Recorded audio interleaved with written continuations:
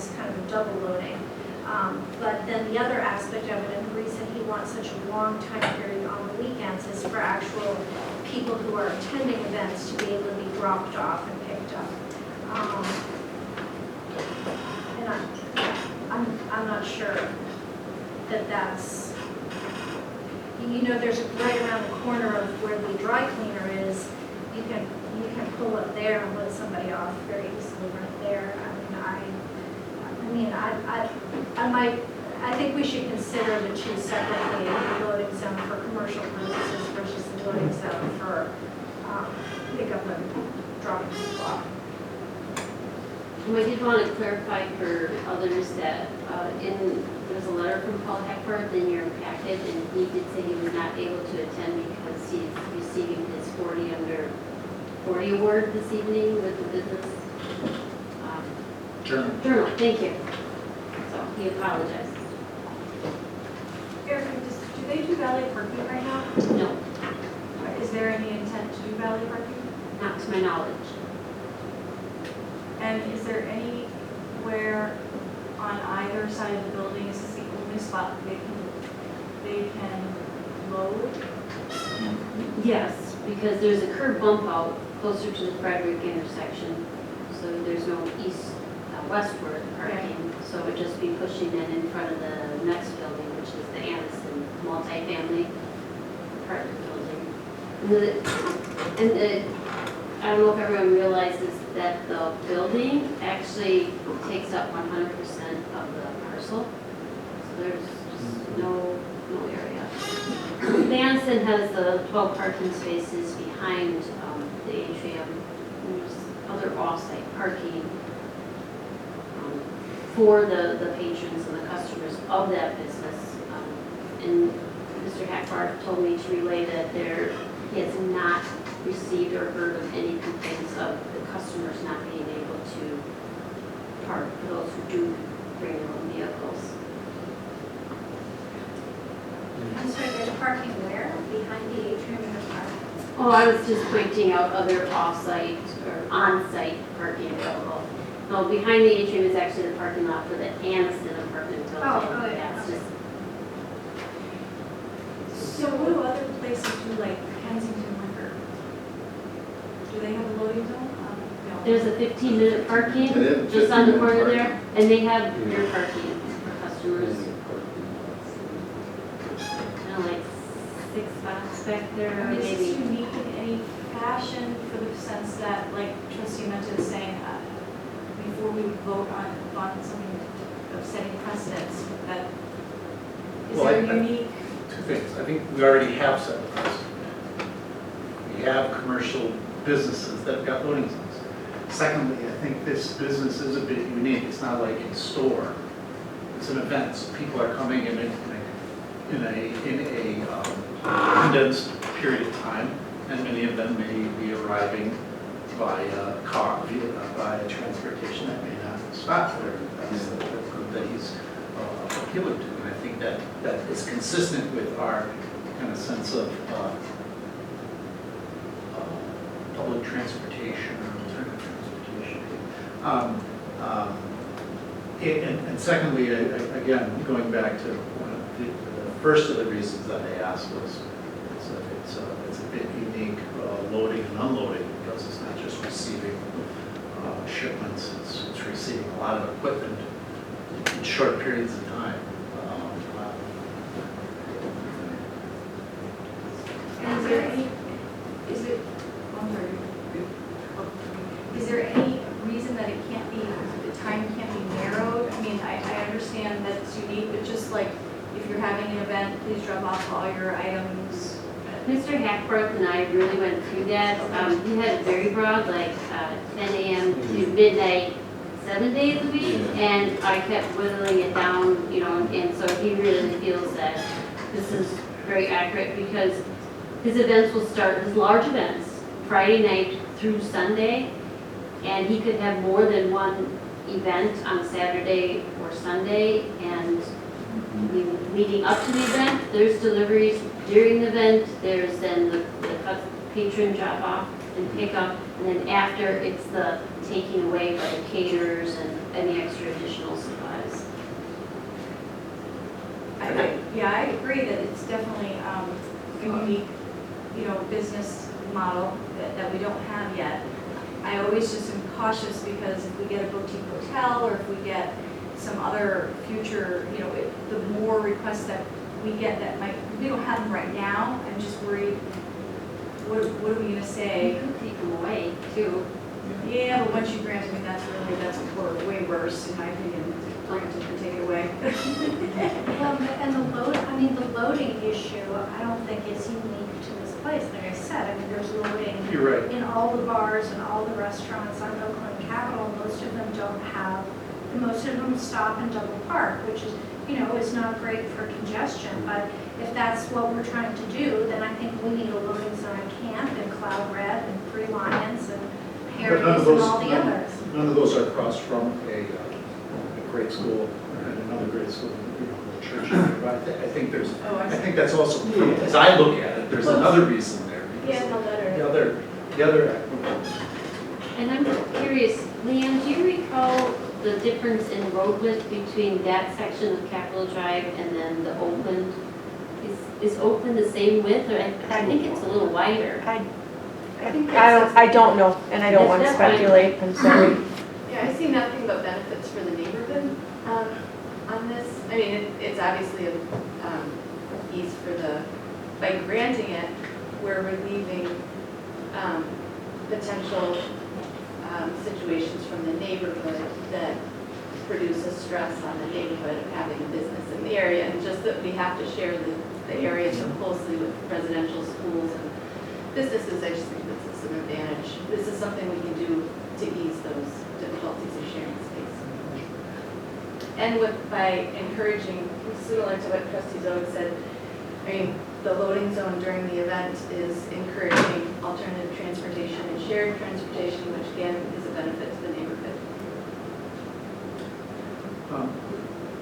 if I may, I'd like to move to approve ordinance 2072, creating a loading zone on the south side of East Capitol Drive for commercial purposes at address 2107 East Capitol, with the hours as indicated in our memo. Second. Discussion? I just had one other question.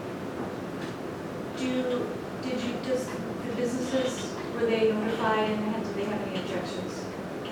I am unaware if Paul notified him, but staff did not.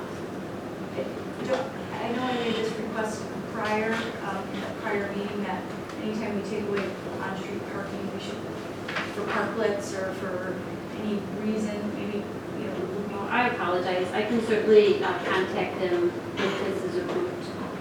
so I mean, that would defeat the purpose. I It's kinda like understand. I remember. understand. It's not part of One our comment. policy. It's We not, should amend but- our process. It's a customer service thing, and we should do that, so I I mean, I would be forgot. really upset as a neighborhood business if that, if I wasn't aware before the vote, I didn't have a chance to come and speak for or against it. Yeah.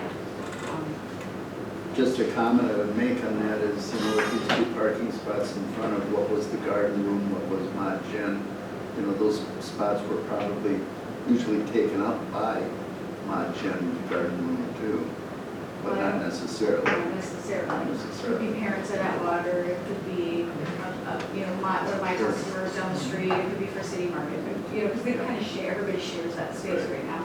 So I'm going to abstain from the vote just because I feel like I'm on that street as business, but I just want to make that to be my one concern is that businesses. Thank you. I just would say that this is a parking intensive business that opened and he was grandfathered in, did not have to provide any parking. Although he's not doing valet, his customers who do drive are relying, I'm guessing, very heavily on public-private parking lots. And this was not, when he made his presentation in August, he assured the village that there was sufficient parking and that there was no need. And I don't see a reason to reduce our available parking spots based on this. And like I said, I also think it's such a precedent for all the other businesses in town that do not have loading zones to come in and ask for it. I mean, I would amend, I'll offer an amendment to approve a loading zone 7 days a week from 10 to 2.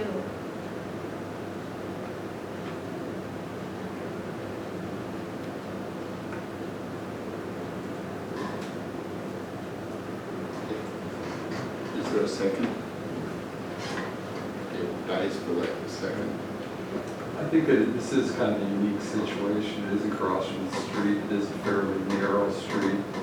And I think it's dangerous to have these trucks double parked on Capitol. It's a state route. I mean, and you're going to have people veering around. The neighboring cleaners business, they have lots of parking. I use that business. There's always space available.